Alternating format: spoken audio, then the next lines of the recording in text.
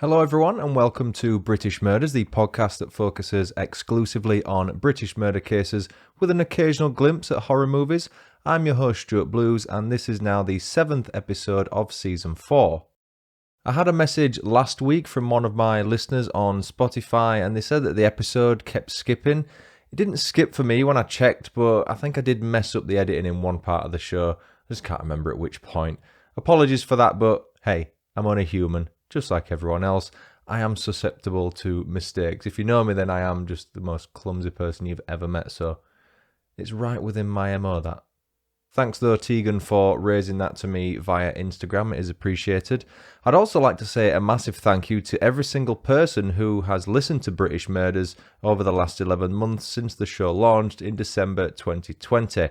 It recently surpassed 200,000 downloads, which is absolutely amazing. I'm over the moon at that. I won't get all mushy on you, but please know that I do appreciate every single one of you.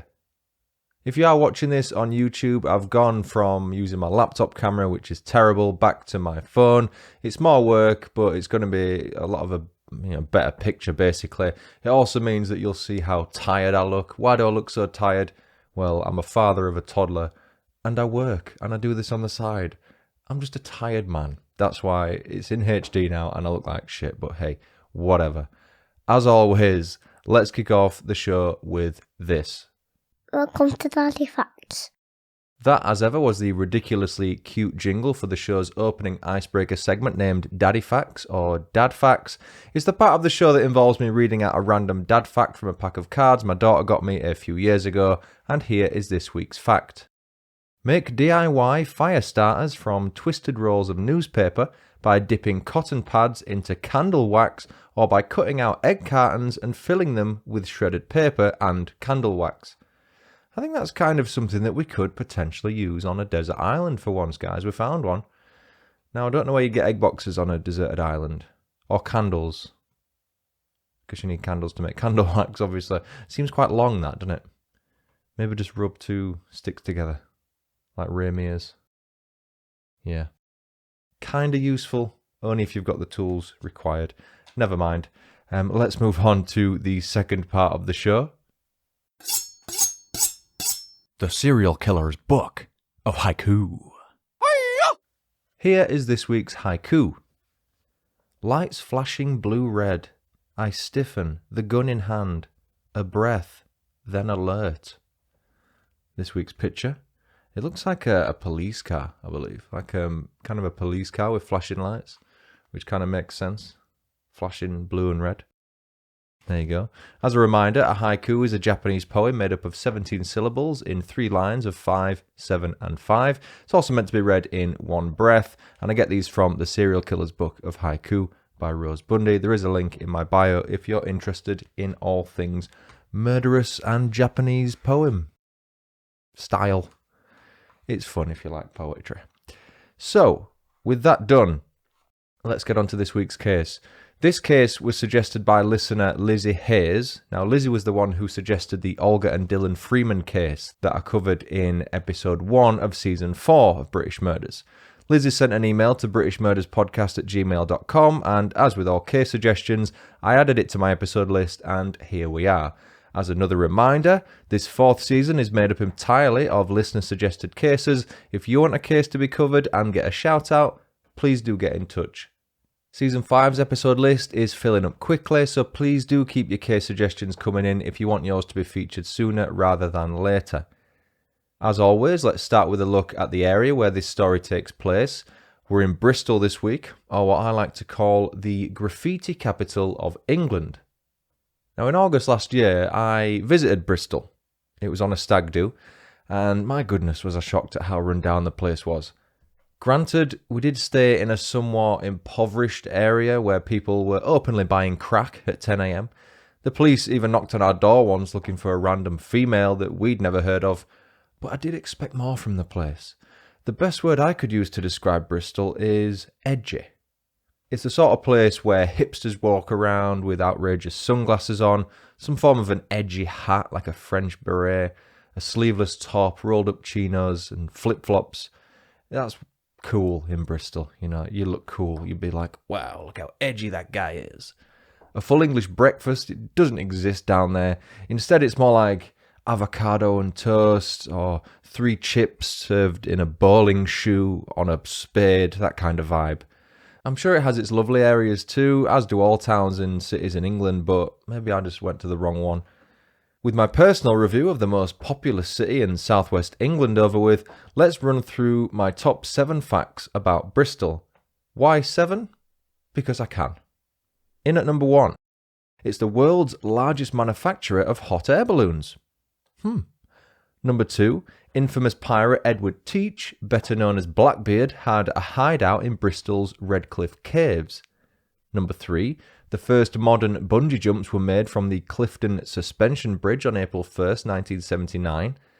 Number 4, Bristol chocolate company Fry's created the first ever chocolate Easter egg in 1873.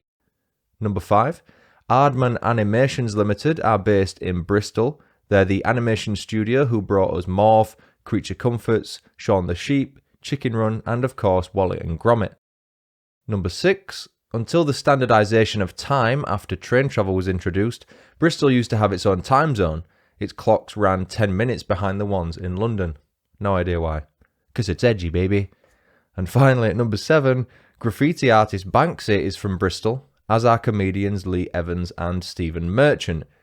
Now, in hindsight, it looks like I definitely only saw the poor side of this beautiful city, because it's received the following awards: the best city to live in Britain, one of the 10 happiest cities to work in the UK, the best culinary destination in the world, the UK's greenest city, the UK's most environmentally friendly city, one of the best European cities to visit, and it's a UNESCO City of Film. I simply must go again, but with a good guide this time, not on a stag do.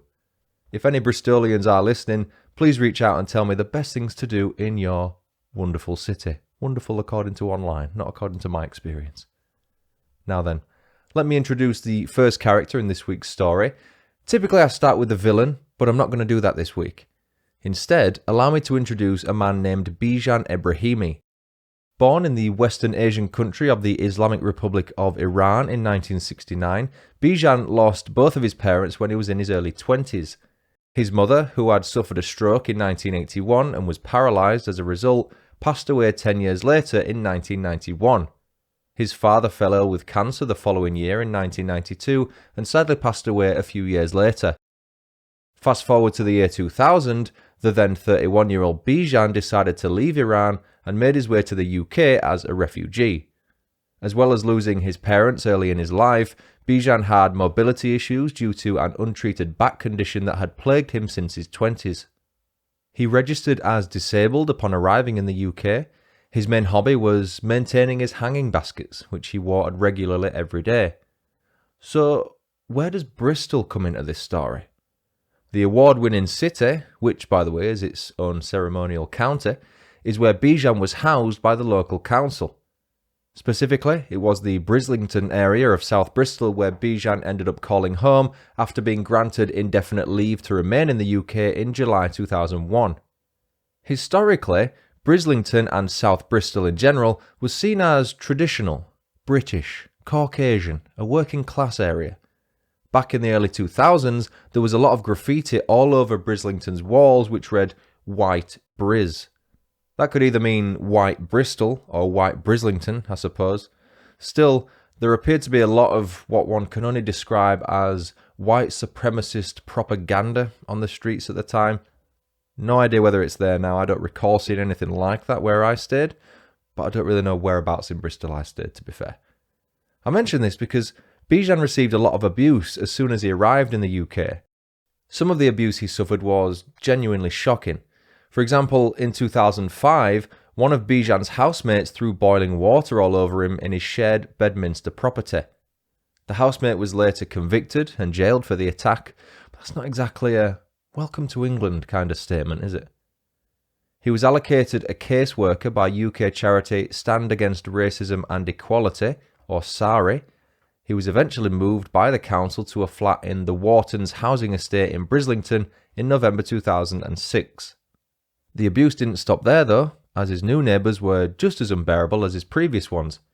His flat was covered with graffiti, some of which simply said the word pervert.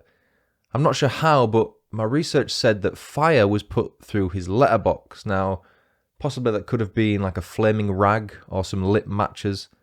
His car was also set alight, and in total he made 999 calls to the UK's emergency services. Why did his neighbours do this, I hear you ask? Was it simply racism? Well, according to the neighbours themselves, it was nothing to do with Bijan's race, though they would say that, wouldn't they? The reason provided by some of the neighbours, and more specifically the female neighbours, was that Bijan made them feel very uncomfortable. He would write letters to some of the female tenants on the estate to try and make friends with them, but it backfired massively. Worse though, rumours started being spread around the estate that Bijan was a paedophile. That seems a bit out of left field, right? With no evidence to back the claim up, the estate's residents were convinced that Bijan had been asking some of the local children to visit his flat on their own. The rumours grew to the point where a petition was handed to the local council by one of the estate's female residents who said they were concerned that one of their neighbours was inviting children into his property. The petition ended with the council being asked to move Bijan to another housing estate. Remember, Bijan called the police and the council several times, but no action was taken by either of them. He was showed zero support. Fast forward to 2008, and the complaining residents finally got their wish. Bijan was moved to Capgrave Crescent housing estate, located only a mile down the road from his previous estate. It's safe to say that his former neighbours weren't best pleased with how close he was living to them, despite having him removed on the back of a claim without any evidence. As with everywhere he'd lived, things started badly for Bijan. However, if the following testimony is true, it wasn't the neighbour's fault in question. A female neighbour decided to welcome Bijan to the estate by giving him a homemade welcome pack. Sometimes neighbours in the UK do this. You might take over some tea bags, some milk, a couple of cleaning products, just to welcome them to the neighbourhood. It's like taking round a box of cookies or something, maybe, in America. We don't do that here. We just give them milk and tea. Allegedly, Bijan then started pretty much harassing the lady by looking through her windows and posting sexual letters through her letterbox. I say allegedly because when the police spoke to Bijan and arrested him, he told them it was in fact the female neighbour who was harassing him. It was he who was receiving sexual notes through the door. There's a lot of he said, she said in this story, by the way. I've no idea which side is telling the truth and which side is lying. I'd love to know your thoughts on this case though, because it is a real head scratcher at times. Nothing came of the incident with the female neighbour because it's one person's word against the other with no evidence on either side. As a result, no further action was taken by law enforcement. Sadly, the paedophile rumours had followed Bijan to Capgrave Crescent and his new neighbours weren't best pleased. He was subsequently called a pedo, his precious plant pots were vandalised, litter was left all over his doorway, and large groups of residents would often gather outside his house late at night. One of the estate's male neighbours said on one occasion that Bijan called him over and showed him a photo on his phone. It was a photo of 3 children, one of whom was the male resident's 11-year-old daughter. It's a bit weird that, isn't it? Here comes the head-scratching he said, she said part of this particular scenario. The male neighbour said he confronted Bijan about the picture, but that he ran inside his own house. Bijan, though, said that he took the picture to identify the children responsible for vandalising his garden area. After a while, Bijan upgraded from simply photographing his neighbours to filming them on his phone. That was the starting point of an unfortunate chain of events for Bijan Ebrahimi. On July 11th, 2013, Bijan was evidence gathering by filming one of his neighbours from his kitchen window.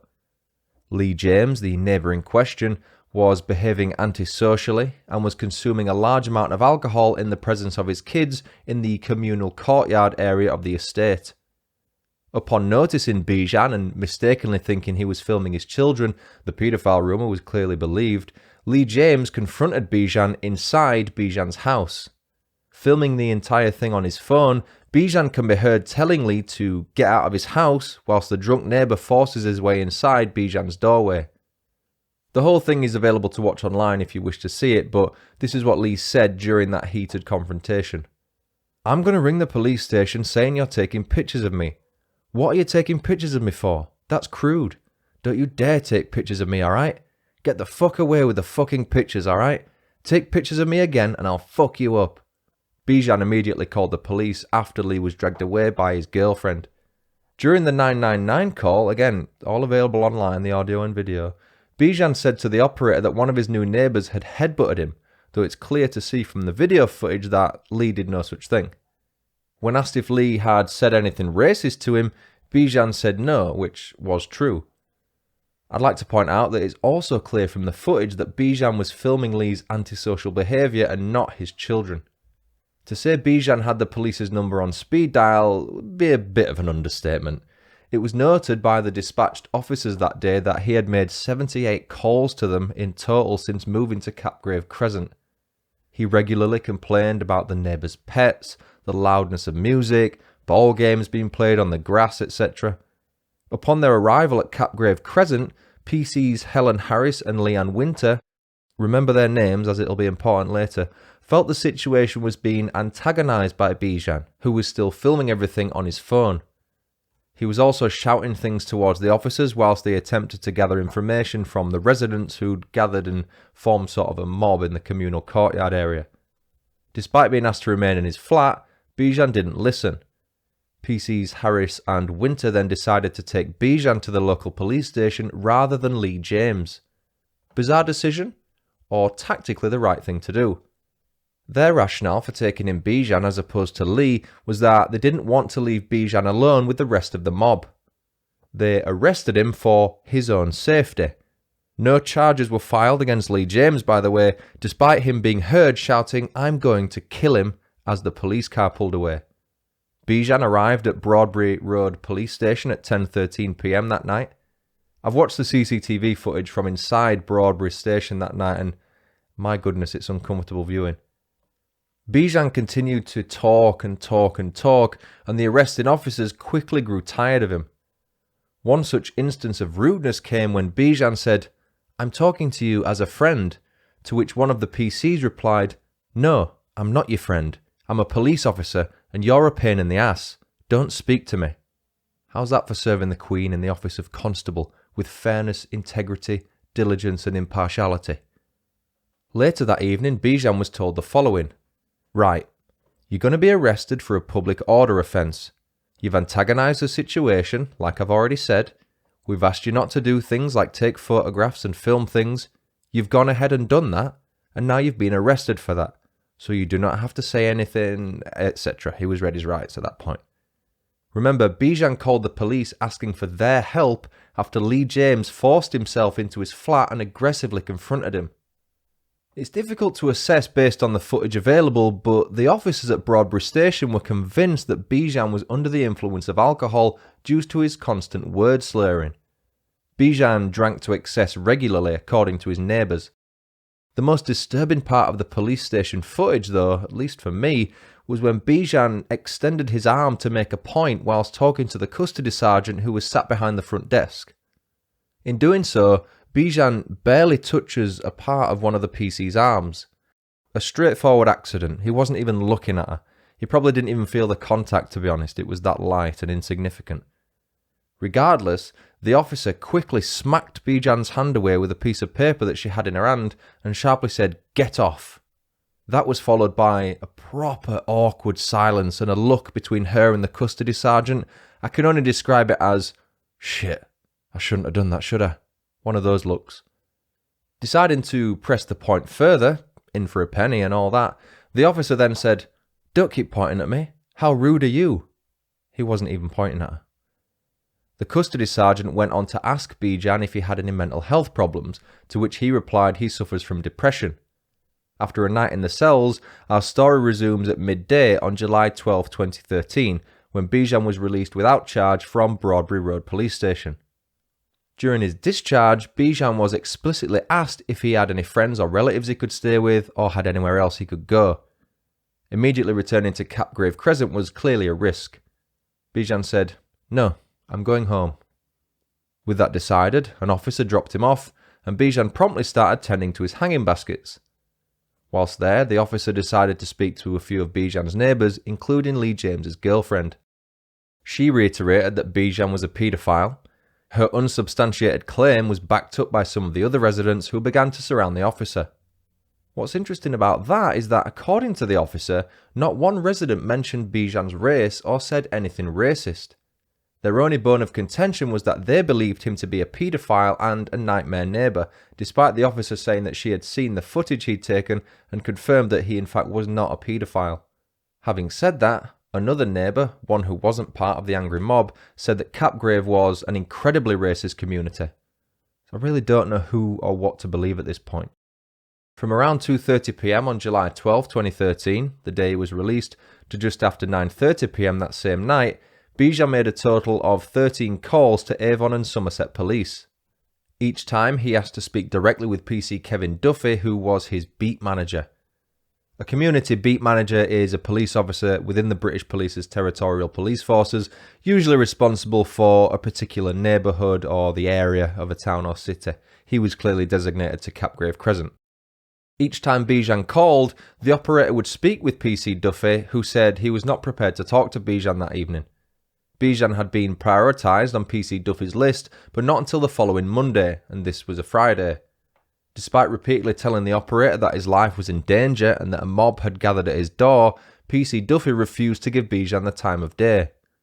One bizarre thing about that situation is that Bijan refused to have anyone else sent to Capgrave apart from PC Duffy. He also didn't call 999 once that day, instead choosing to call the local police station each time. Can't quite wrap my head around that one. If you think that's bad, listen to this.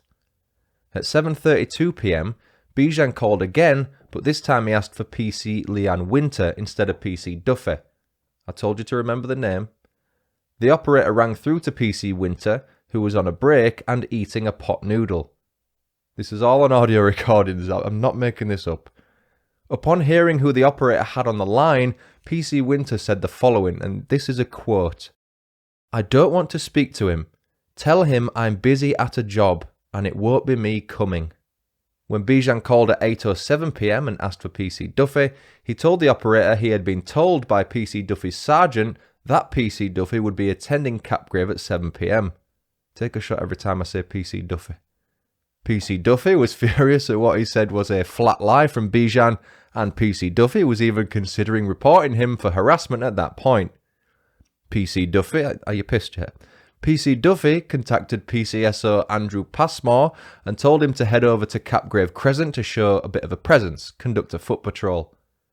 PCSO Passmore later called it in, saying he was told to do a little area tour, show a bit of a presence, but nobody was there. Nobody was talking to Bijan, nobody was near Bijan. It was fine. Plot twist? He was lying. He didn't carry out the foot patrol as requested by PC Duffy. Take a shot. By 9:42 p.m, Bijan was tired of being ignored and headed down to Brislington Police Station. He called Avon and Somerset Police while standing outside, but was told to go home. Not one officer visited him that night. No incidents occurred that evening at Capgrave, which takes our story to the following day, Saturday, July 13th, 2013. A heat wave affected most of the UK in July 2013. It was the warmest and sunniest July since 2006 and the third warmest on record. As a result of the scorching temperatures, the residents were doing what I imagine most of the UK was doing, sitting outside and drinking. As the alcohol continued to flow into the early hours of Sunday, Lee James decided to once again confront Bijan Ebrahimi. This time though, the ending was far more violent. At around 1 a.m, Bijan had come outside to water his hanging baskets. Lee seized the opportunity and grabbed hold of Bijan before dragging him to the side of the road at Whitmore Avenue. Lee proceeded to repeatedly kick Bijan so brutally that he ended up killing him. Not satisfied with ending Bijan's life, Lee acquired some white spirit, doused Bijan's body in it and set it alight. White spirit is also known, I believe, as mineral spirits in North America and mineral turpentine in Australasia. It's all the same thing. The police were soon called by one of the neighbours who informed them a drunk male was standing next to a burning body on the side of the road. Given the recent interactions with him, the police had an idea the burning body was Bijan's. Upon arriving at Capgrave, the police headed immediately for Bijan's flat and saw his door wide open. Water was even still dripping from his hanging baskets.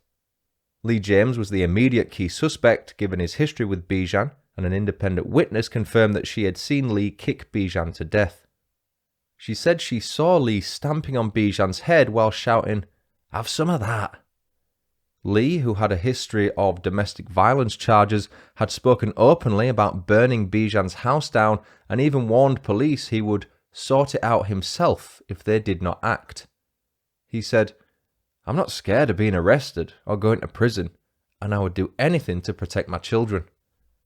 It was later revealed that Lee dragged Bijan's body with the help of Stephen Norley, another Capgrave resident. After setting Bijan's body alight, the pair threw their clothes away. Lee's girlfriend, who along with the pair's daughters had been locked inside their flat by Lee, said that upon his return, Lee said, "We sorted him out for you. Tell the girls I did it for them. He's been burnt." Imagine asking your girlfriend to tell your daughters that he killed someone for them and that he's burnt his body. It's awful. Lee was soon arrested and admitted having kicked Bijan in the head 4 or 5 times like a football. Lee James was sentenced to life imprisonment by Mr. Justice Simon with a minimum term to serve of 18 years. During his closing statement, Mr. Justice Simon said, "You decided wrongly that he was a paedophile and that this put him outside the law. You thought you were entitled to take the law into your own hands. What you did had nothing to do with law or justice. The law protects life. This was an act of murderous injustice." Following the murder of Bijan Ebrahimi, South Bristol Executive Board decided to conduct a review of the management of circumstances leading to his death by all agencies and organisations involved to elicit any lessons that need to be learned. The report found that although Bijan's ethnic origin may have contributed to Lee James's negative view of him, there is no direct evidence to establish this with any certainty. It also said that although the fatal attack on Bijan could not have been predicted, the risk of him being targeted for violence was obvious. It also noted that Bijan should not have been arrested on July 11, 2013, whereas Lee James should have. The report concludes that there was a collective failure of both Avon and Somerset Constabulary and Bristol City Council to provide an appropriate and professional service to Bijan Ebrahimi. Bristol City Council's response to the findings was as follows: "Our priority is to make Bristol a safe place for all people seeking sanctuary and to create an environment in which they can feel welcomed. This was a tragic case that should never have happened. We fully accept the Council's role in failing Mr. Ebrahimi and his family, and we fully accepted the findings of the 2017 multi-agency review. Following this, a task group was set up to ensure all partners take on board the lived experience of disabled asylum seekers. We have worked with the police, local hate crime prevention agency SARI, and equality and diversity specialists to deliver race awareness training across the council and the development of new strategies, processes and practices. We are determined that Bijan's legacy ensures every community feels safe and welcomed by the city." PC's Leanne Winter and Helen Harris, the arresting officers on July 11, 2013, were dismissed without notice by Avon and Somerset Constabulary for treating Bijan unprofessionally, rudely and unkindly.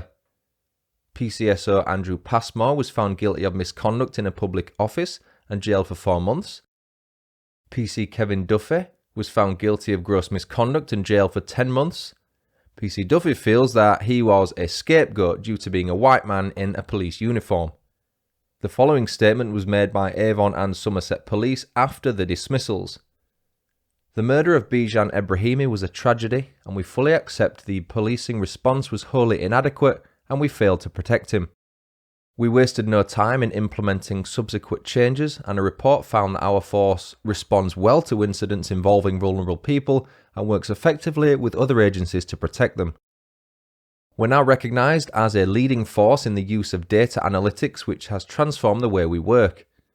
Had we been able to use this approach in 2013, Bijan would have been identified as one of our most vulnerable victims, triggering the level of safeguarding he needed." And that was the story of British murderer Lee James and Bijan Ebrahimi. Thanks again to Lizzie Hayes for suggesting that case. A huge shout out goes to Zeppelin Films and Channel 5 Television. Their TV movie titled Murdered by a Mob, The Killing of Bijan Ebrahimi was an excellent resource used during this episode's research. The director was Stephen Granderson, and it aired on May 19th, 2021 on Channel 5. Please seek it out and watch it if you can, it's really good. I've got 2 new reviews to read out this week. I say new, they're from Facebook, so June and October 2021, I don't really check them on there. Thank you first to Katie Luth for leaving British Murders a 5-star rating and review on Facebook. Katie said, I love this podcast. 5 stars, short and to the point. Lots of different murder stories, easy listening. Thank you. Cheers, Katie. This episode might be a bit longer than normal, but hey ho. Thank you also to Denise Ward for leaving British Murders a 5-star rating and review on Facebook. Denise said, brilliant podcast, 5-star. Really recommend it, short and sweet. Could easily listen to 1 or 2 whilst making tea. Thank you, Denise. Suppose you'd like to leave a review of the show and have it read on a future episode. In that case, you can do so on iTunes or Podchaser or even Facebook, though I might not see them on there as quickly as on the others. All reviews help increase the show's exposure and they are greatly appreciated. You can support British Murders each month by joining my Patreon by visiting patreon.com/BritishMurders. Thank you to Justin Weir for becoming my latest Patreon member. Justin will now get early access to ad-free episodes as well as access to my scripts. You'll get the same if you join up. If you prefer to support the show on a one-off basis, please visit buymeacoffee.com/BritishMurders. And for more on British Murders, please check out all my social media channels and YouTube. Merchandise is available to purchase at Teespring. The link is in the episode description, it's too long to say. Please continue to email your case suggestions to britishmurderspodcast@gmail.com or message me on social media. You'll not only get the episode covered, but you'll also get a lovely, cheeky shout-out from me. That's it for now. I've been Stuart Blues. This has been British Murders. Thanks so much for listening. Until next time, cheerio.